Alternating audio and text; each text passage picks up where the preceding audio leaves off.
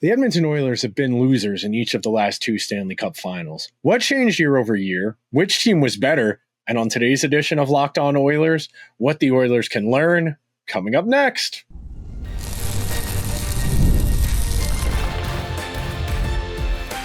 You are Locked On Oilers, your daily podcast on the Edmonton Oilers, part of the Locked On Podcast Network, your team every day. Hello, everyone, and welcome to this Thursday edition of Locked On Oilers. I am your host, Nick Zararis. I want to thank everyone that is making Locked On Oilers their first listen of the day. Locked On Oilers is a part of the Locked On Podcast Network, where we've got your team covered every day.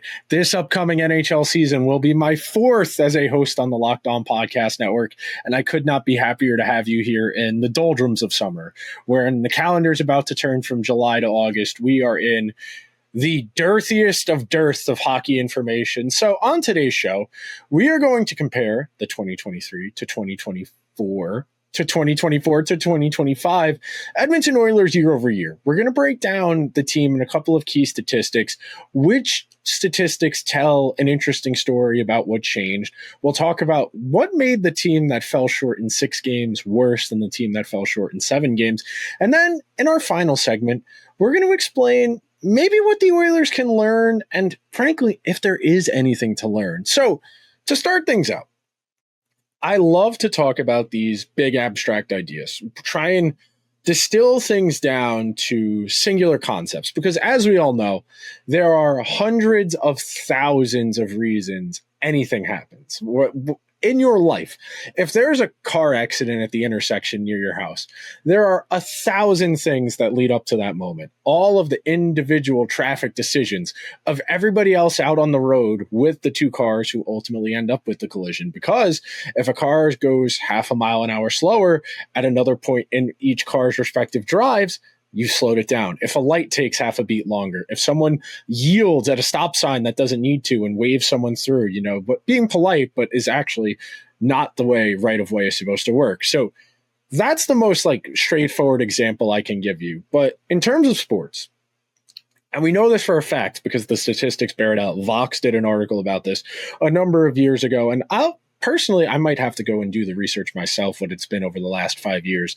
If the COVID window, if that trend of home ice advantage, home field advantage, and the other sports mattering less has continued to trend. But in hockey, the lower seeded team wins at the highest rate of any of the 4 major North American sports. College football technically has a higher upset rate, but college football is also not one of the 4 major professional sports. There's a lot more variance within college football, so that's something to keep in mind as well. But talking about this purely about the Oilers, about the last 2 years, and real quick before we dive into the numbers, if you're new, if you're not an everydayer, if you weren't here at the end of June with me sulking, reminiscing, and waxing nostalgically about a team that came up short for the second year in a row, I do want to reiterate this. You are going to talk about this 2-year pocket of the Oilers maybe as some of the happiest years of your life down the road. As much as we all want to see the Oilers capture their first Stanley Cup since 1990, we also do have to recognize that it is arguably the hardest, if not the most difficult task in all of sports. If you wanted to say the World Cup, I would hear you out, but I do think the Stanley Cup playoffs are a harder path than getting out of the group stage, the round of 16, 8-4, and then winning the World Cup final. A single elimination versus best of 7, the quality of competition dramatically varying based on what region you're from. I get it. I really do. But in terms of our Oilers, in terms of going forward, and I love to say this, the only way you can understand what's going to happen is by knowing the past. The past tells you a lot. And again, it is descriptive. The past gives you information. It is incumbent upon you to use that information to try and draw conclusions, and then based on those conclusions, make decisions. That's the way rational decision-making is supposed to work. You can only draw upon your lived experiences. That's why being well-read, being a strong film consumer, TV consumer, media consumer at large, a consumer of culture, that's supposed to help you, because it is impossible for you to live all of the potential lives, to understand all of the different capacities and experiences people have. That's why we read fiction. That's why we read nonfiction. It's why we watch movies, why we watch TV shows, why we listen to music. It is an implicit understanding, a curiosity of wanting to know more. So speaking of wanting to know more, it's time we pivot over, and I'm going to click on over to my notes here to start things out. The Oilers 2 years ago, 49, 27, and 6, 104 standings points. They finished second in the Pacific. They had home ice against the Kings in the first round. Of course, you'll recall they fired Jay Woodcroft early on in the season in November. They come out of the gate miserably. They rattle off a 16, 17 game winning streak with Chris Knobloch after a couple games. At the start of his tenure, they go on a heater. They end up finishing second. Last year's team, 48, 29, and 5, 3 standing points fewer, third in the Pacific Division. The Kings have home ice advantage there. Now, the team 2 years ago, significantly bigger goal differential, 56 plus 56 2 years ago. This past year, 24. That's a 32 goal swing. And you might ask, well, Nick, where did those 32 goals go? So the most straightforward one, and I know Dylan Holloway only had like 12 that year, so I don't want to step on anyone's toes as far as giving too much credit for Dylan Holloway the year before. But yeah, Dylan Holloway had 6 goals the year before. But the big one, regular season, year over year, is Evander Kane. Evander Kane gave them 25, 30 the year before. None, obviously, this past season. Filling some of that up with the Arvidsson and Victor Arvidsson and Jeff Skinner aggregate. And of course, Zach Hyman's regression, a big swing as well, going from 54 to 26 goals. That cannot be overstated enough. A 28 goal swing there, minus 25 from Evander Kane. Right there, that's 54, 55 goals against that, goals for that the Oilers didn't have year over year. Another part of this, and something we can tie to Zach Hyman, something we've talked about pretty in depth over the last week, actually, is the opportunities for positive regression coming from the power play. Now, a 3% power play differential year over year does not sound like a whole lot. And in the macro, in the big picture, it's not. But going from 5th to 11th in power play efficiency, yeah, that's enough that it's the difference between winning 2 or 3 regular season games year over year, and why the Oilers, for one of many reasons, the Oilers struggled a little bit more year over year than the year prior. Penalty kill, only about 1.5% worse, but still worse. You start to think about it. And then expected goals, 3% worse year over year. High danger chances for 4% year over year. And then the big swing here, goals saved above expected. So real quick, I don't want to get too in the weeds because goals saved above expected is a descriptive analytical stat. It's a little bit more nuanced. So based on expected goals, which are calculated on how likely a goal is to be scored from a shot, and it's based on historical shot tracking data. So wherever a player is on the ice when they shoot the puck, that has an assigned value based on all of the shots that have happened before. The more likely that shot is to result in a goal, the more likely it is to get in the net. So it gets a higher expected goals value. Goals saved above expected is the goalie version of this. So if a goalie saves a goal above expected, that means based on where the shots at the goalie have come from on an expected goals basis, you would expect a goal to have been scored. So the more goals that a goalie does not allow based on how many expected goals they face, the higher their goals saved above expected. And that's the biggest difference between the two year over year. 13.34 2 years ago versus 0.79 this past year. So it is not an exaggeration to say 12 or 13 goals more against. Then you throw in the goals they didn't score, 290 versus 240 year over year goals for and against. That 40 goal swing plus the 13 more goals against, plus a slightly worse power play, plus a slightly worse penalty kill, and you got a really straightforward mathematical answer as to why the Oilers lost 2 more regular season games year over year and why they finished third in the division as opposed to second. But it is time to take our first break on today's edition of Locked On Oilers. When we come back, we will dive into that very, very spicy goalie conversation, the playoff differences year over year, and then in our final segment, I'm going to explain what we can learn coming up next. We have all been there, logging on bright and early, waiting forever for concert tickets to go on sale, only to lose your spot or not come away with tickets at all for a show you have been dying to see. Live music should be about the fans, making memories, and not dealing with the stress of ticket shopping. And that's where our friends at Game Time come in clutch. Game Time makes getting concert tickets faster and easier than ever. Did you know prices actually drop the closer it gets to showtime? You can save up to 60% off with their killer last-minute deals. If you're tired of the endless scrolling trying to find the best bang for your buck, Game Time Zone Deals pick the best seats in the section you're looking at. My personal favorite part of the Game Time experience, the panoramic seat view. You will see the view from your seat before you buy, so no surprises at the show. And if you're worried about what happens if plans change, the Game Time guarantee has you covered with cancellation protection and more. So if you're ready to take the guesswork out of buying tickets, you need to check out Game Time. Download the Game Time app, create an account, and use code LOCKEDONNHL for $20 off your first purchase. Terms do apply. Again, create an account and redeem code LOCKEDONNHL for $20 off. Download the Game Time app today. Last minute tickets, lowest price, guaranteed.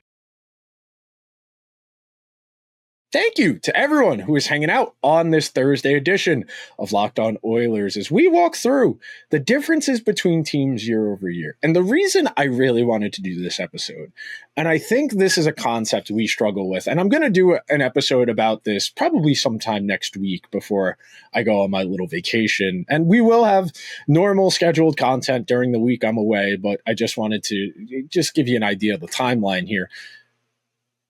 So much of sports is situational opportunity. So much sports is just randomness. It's the variance of life. That same conversation we were having about a 2-car accident, where if you wait half a beat longer at a stop sign, if a light takes half a beat longer than you're used to, if the guy in front of you at the light doesn't realize it went from red to green, if an animal runs across the road and stops you from maintaining your speed limit and getting to the point of contact for that accident, there are so many variables that go into every instance in life, obviously. Some you have more control over than others. Do you drive the speed limit? Are you an aggressive driver? Are you a cautious driver? There are so many things. In the world of hockey, we tend to think talent wins out. That more often than not, the more talented player is going to make the better play. The more better plays you make over the course of a game, the better chance you have to win. Of course, as anyone knows, you can shoot 100 shots at a goalie and the other team can only have one. But if that one shot goes in and the 100 don't, the team who scored won. And I know we live in a results biased world. And look, I want to be very careful when I say this because I know there's a running joke on certain segments of the internet about a particular hockey commentator who made a comment saying the regular season is arguably more difficult. It's why they prefer European soccer, that you win all your games, you win the championship for your league. Of course, that's minimizing Champions League, FA Cup, Super Cups, all the other various soccer competitions. But in the world of hockey, winning the President's Trophy is an afterthought. Yeah, it's nice. You get to hang a banner, you get a trophy ceremony, but no one really wants that. You know, there's not a person on the planet Earth who's taking the President's Trophy over the Stanley Cup. There's a reason it's the best trophy in all of sports. And frankly, to me, it's not particularly close. Look, I'll real quick as an aside, I do miss the crystal football from college football. I thought that was a sick trophy. I'm not as big of a fan of the college football one, the Dr. Pepper sponsored one. I don't like that it's sponsored. I don't like the shape. It's just not a very cool or distinct looking trophy. But talking about the playoffs, talking about the variance with it, there are certain controls you do have. There are certain decisions you do have. You can control pre-shot movement. You know, how are your defenders playing you? How is the goalie doing? There are certain things you can do to influence that. You can move the puck left to right, up to down, and that's going to move defensive players around. That's going to move the goalie around. And that is your pre-shot movement. You know, that's your pick in basketball. That's your pre-snap motion in football. That's your pitch tunneling if you're a pitcher in baseball, where, you know, you come fastball up and in, slider low and away, because out of the hand, those both look the same. But in practice, the fastball up and in gets on a guy a lot faster than the slider does, though, of course, they both get there ridiculously fast. So talking about the playoffs, and the reason I bring up variance and why I like talking about more samples, the bigger a data set you have, the more stable the results. We have 2 playoff runs to analyze here when we're talking about the Oilers. You can make an argument And I frankly do, the Oilers played better in the playoffs leading up to the Stanley Cup Final this past season, 24-25, than they did the year prior. Beating the Kings in 6, Stars in 5, Golden Knights in 5. Golden Knights in 5. You guys know the order.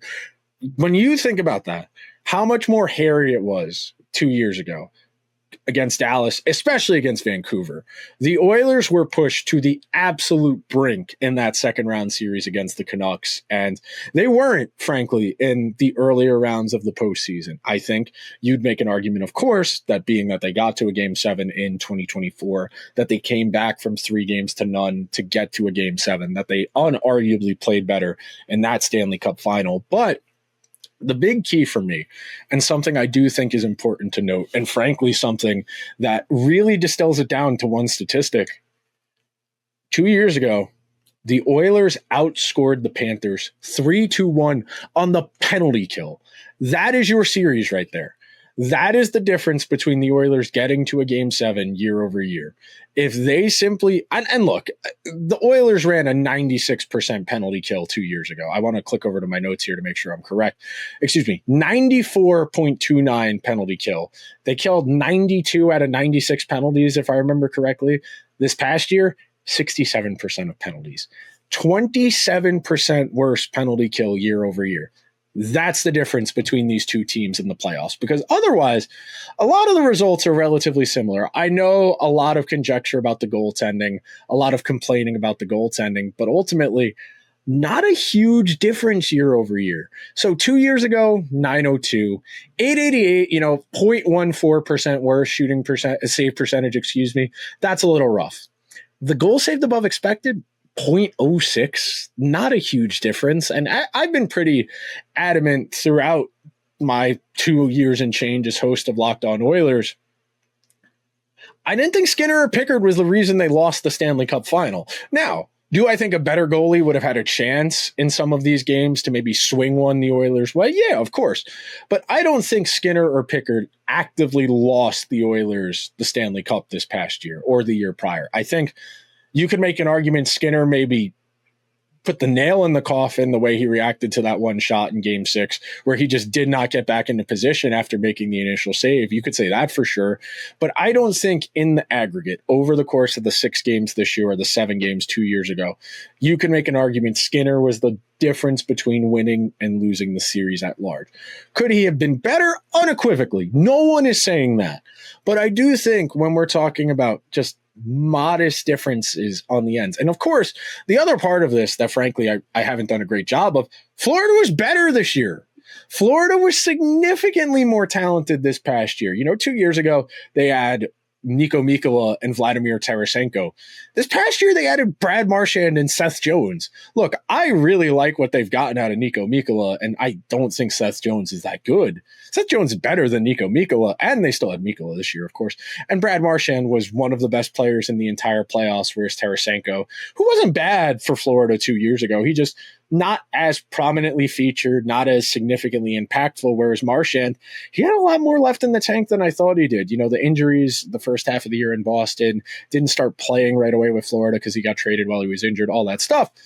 I think the difference here is very on the margins. We're talking about a couple penalty kills. And look, the Oilers penalty kill year over year regressing to that degree makes sense. In the regular season 2 years ago, and I want to click over to my notes to make sure I have this right. In the regular season 2 years ago, the Oilers penalty kill 79.46%. In the playoffs, like we said a minute ago, 94.29. That is dramatically better, significantly better. That is an extreme outlier difference year over year. So it makes sense to some degree that they came back down to earth. Now, they did not need to come back down to earth to this degree where they were the worst penalty kill that made it the furthest. The 2 worst, Ottawa, LA out in the first round, Ottawa as well. So we have the numbers to explain the difference year over year and why the margins, though not that different year over year, that's the difference between a Game 6 and a Game 7 and the chance to win a Game 7. Because as I've said a lot in the last 14, 15 months, 1 goal away. It was 1-0 with 10 minutes to go in Game 7 2 years ago. And all it takes is one goal. And that backstretch of the last 10 minutes, the bench gets managed differently. The energy of the guys is a little bit different in a 1-1 game versus a 1-0 game.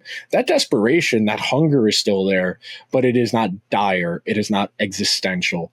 We are going to take our second and final break, but coming up next, I'm going to tell you if there's anything we really can learn or if we really are just the victims of randomness. Coming up next on today's edition of Locked On Oilers, where we've got your team covered every day.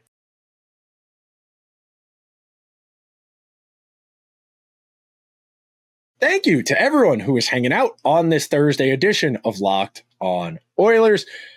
Well, thank everyone that is making Locked On Oilers their first listen of the day. I love starting my day with some media. I am hopelessly addicted to the internet. Lately, I've been reading more in the morning, which is good. You know, New York Times, skimming the feeds, trying to get an idea as opposed to just TikTok, Instagram, whatever, wasting time. But starting your day with a podcast is a certain type of familiarity. You're still getting your brain going. You're still getting the gears going. And my hope is that I can keep you reasonable company this time of year where the hockey information and news is a little bit light. And it's more upon us. And we can be guilty of this in the media. I know for a fact I am, that we beat dead horses, that we overemphasize things, that we try and read into things that might not necessarily be there because there's so much we don't know. I cannot emphasize enough that as sports fans and sports media people, we will never be able to know everything. You know, it's kind of like physics. Yes, we have active theories. We are constantly trying new experiments. We are constantly trying to push the boundaries of our understanding. But there are certain innate parts of nature we're never going to be able to understand. There are certain components of hockey, of baseball, of basketball, of football, of soccer, of motor racing. There are so many different parts of a given sport. We can never possibly assume to know everything. Anybody who tells you they know everything about a sport is full of it. Point blank. There is no one who knows, even the greats. Wayne Gretzky does not know everything about hockey. You want to talk about executives? I don't care how many cups you got. There are always going to be things you're curious about and you want to understand more. That's really the key to my view of sports. I want to know more. I always am going to keep pushing the boundary, trying to read more, listen more, watch more, whether that's anecdotal evidence, my own observations of watching tape, taking notes, comparing players year over year, then using the numbers to try and describe any disparities, because that's really the useful function of these numbers. When we compare percentages year over year, when we compare just raw goals year over year, I'm not saying that based on one thing, another thing is going to happen, but we can get a baseline understanding of what's likely to happen. You know, you think about it. Another example, you think about it in terms of poker. You know the cards that are down, you know the cards you have. You can start to draw conclusions and guess based on how likely it is you have a good hand that you can bet more, or you can fold, or you can check, and you can keep an eye on what's going on around you. You can wait to see what the river cards are. You can try and bluff your way out. Some people do. Fake it until you make it is not bad advice. There are a lot of people who subscribe to that idea. You know, dress for the job you do want, dress for the job you want as opposed to the job you have. That's why I kind of dress like a morning radio DJ sometimes when I'm doing the show. But you get what I'm saying here. There is a baseline understanding of certain non-negotiable factors. You need to score more goals than the other team to win the game. We all know that. There are certain ways to score goals that are more likely to be sustainable, to be repeatable. We talked about this a lot yesterday when we were talking about candidates for positive regression. You know, 16 guys underperformed their career goal scoring averages year over year from the year prior and their entire careers. Someone like Zach Hyman, great example. We all know 54 goals, extreme outlier, something that probably will not happen again in his career. 26 is less than he's on average for. And of course, his career average of 30.3 is heavily skewed by the fact he has a 54 goal season in there. But that is the highest end potential outcome. You know, I might do a scatter plot of these just as an example to kind of explain what I'm talking about when it comes to variance. And to give you an idea, and to tie a bow on this and real quick, we can do some lessons. We're talking about a handful of goals here. over the course of 82 regular season games being the difference between second and third place in the division. 3 standings points. So 1 win and an overtime loss. 3 total points. 3 overtime losses. The Oilers, a great overtime team, as we well established, win a lot of 3-on-3s because they can roll McDavid, Draisaitl, Bouchard, and nobody in the NHL, now that Mikko Rantanen is a star, can beat that 1-2-3 punch. I don't care. You're just not. When you have those swings in your pocket, you can withstand some other things. And that's the other part of this too. Just because some things are worse doesn't mean everything is worse. Yeah, the goaltending was slightly worse this past year, but was anything better? Well, the answer is no, but you get what I'm saying here. Just because certain things are worse doesn't mean everything is worse. Just because certain things are better doesn't mean everything is better. That's the key here. There are so many different things to try and keep track of. There are so many ways to analyze the game. I try to use 5-on-5 data because that is the most sticky year over year. It is not as prone to variance the way special teams are. Of course, special teams, 5-on-4, 5-on-3, 4-on-3. When there are differing game states, those are more volatile. The swings are more volatile.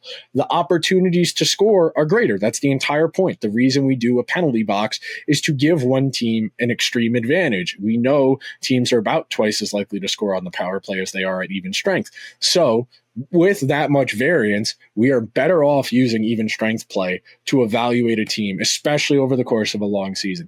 Even strength play is not the be-all, end-all. We need a certain number of games to evaluate. But look, the big picture, I think the Oilers have a lot of room for positive regression year over year. A 40-goal swing year over year, that's something that can work. One less goal against year over year, that seems relatively stable. A 3% swing on the power play, they changed power play coaches, so there's a reasonable chance the power play can be closer to top 5 as opposed to middle of the pack. The penalty kill, 1% worse. You would, in an ideal world, like to get that over 80%. I think that's doable. It depends. We saw Evan Bouchard moonlight a little bit on the penalty kill in the postseason. I would be inclined to give him a look there. I know it's putting more on his plate, but frankly, I think he's good enough to handle that increased responsibility. 3% worse expected goals, 4% high danger. I think a lot of that's Zach Hyman. I think if you get a healthy Zach Hyman who isn't in his own head, who isn't struggling early in the season, I think you got a reasonable chance that those numbers come back up. And look, I'm not saying Zach Hyman is the sole difference year over year, but when a guy goes from scoring 54 to 20-something goals, that's a big swing. 25, 26 goals, that's almost 10% of the Oilers' total goals for year over year. So that's something to consider here. But by and large, unfortunately, we need more data. Of course, we will never have enough data because guys on the team change, the environment changes, the league changes. Maybe 3 or 4 years from now, it swings back towards defense and it swings back towards goaltending, and teams are loading up on those big, cumbersome shot blocking defensemen as an answer to trying to stop what the game is right now. But we can never stop watching. We need to know more. We need more evidence. We need more data. That'll do it for today's edition of Locked On Oilers. Thank you to everyone who made Locked On Oilers their first listen of the day. Locked On Oilers is a part of the Locked On Podcast Network, where we've got your team covered every day. I will talk to you guys tomorrow, but be sure to subscribe to Locked On Oilers wherever you get your podcasts. If you're on Apple or Spotify, please take an extra second, leave the show a 5-star review. If you're watching over on YouTube, hit that subscribe button. Let me know, what's your perception of the teams year over year? What do you think about this year's upcoming team in relation to each of the past 2 years? We talked about that pretty in depth yesterday, actually, at least in terms of goal scoring. I will talk to you guys tomorrow. Be sure to check out Locked On NHL, where Hunter Hodes and I will find something. I don't know what, but we will find something to talk about. And Locked On NHL Game Night, where they are previewing all 32 teams ahead of the upcoming NHL season. See you guys real soon. And until then, let's go Oilers.